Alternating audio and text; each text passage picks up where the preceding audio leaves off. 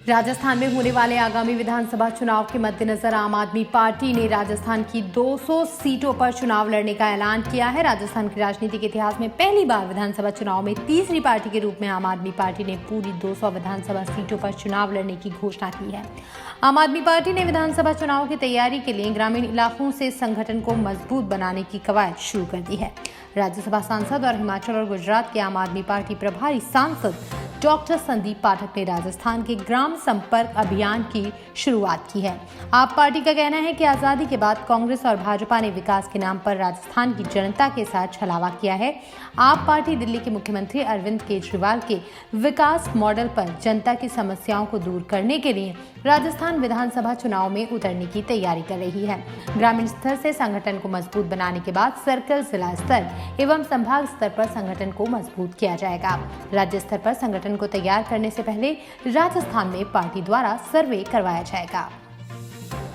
Jaipur airport पर सोना तस्करी के मामले थमने का नाम नहीं ले रहे हैं। जयपुर इंटरनेशनल एयरपोर्ट पर कस्टम विभाग की टीम ने एक बार फिर सोना तस्करी के खिलाफ बड़ी कार्रवाई को अंजाम दिया है। शनिवार सुबह कस्टम विभाग की टीम ने यात्री से करीब 1,12,20,000 रुपए का सोना पकड़ा है।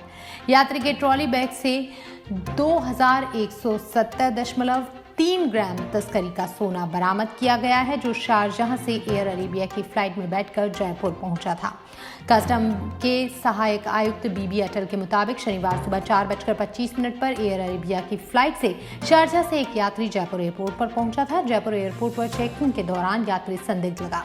यात्री के पास 2 ट्रॉली बैग थे। पूछताछ करने पर यात्री संतोषप्रद जवाब नहीं दे पाया।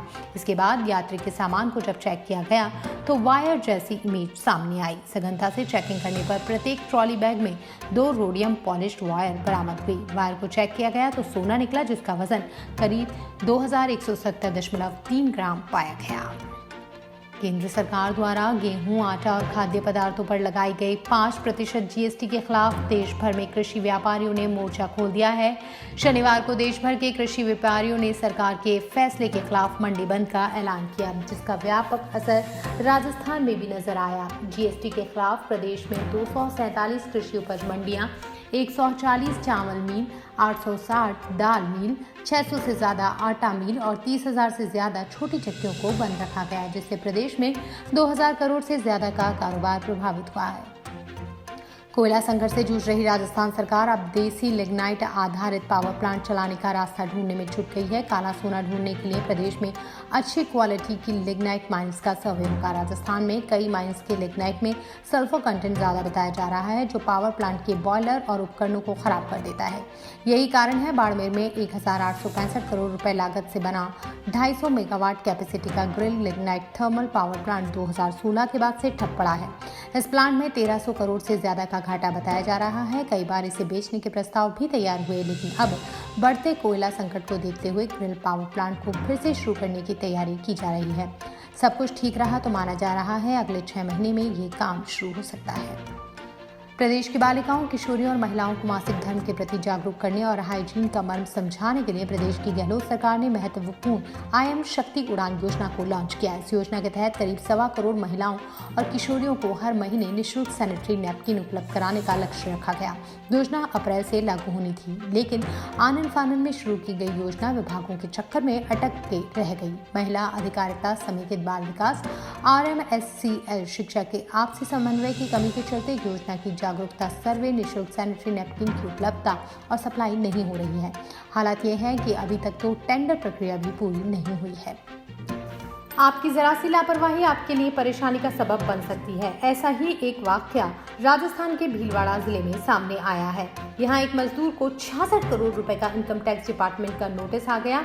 दरअसल जिले के हुरडा निवासी रंगाई पुताई करने वाले युवक को आयकर विभाग अजमेर द्वारा नोटिस थमाया गया है। इस शख्स का दोष केवल इतना था कि इसने हिंदुस्तान जिंक में नौकरी दिलाने के नाम पर उसके दस्तावेज एक व्यक्ति को दिए और उसी से एक खाता खुलवाया।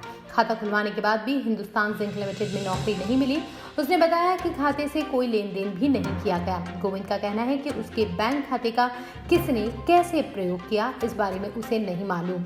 कच्चे मकान में रहने वाला गोविंद 2 समय की रोटी का जतन रंगाई पुताई करके करता है। अब ये नोटिस मिलने से उसका परिवार खासी मुसीबत में पड़ गया है।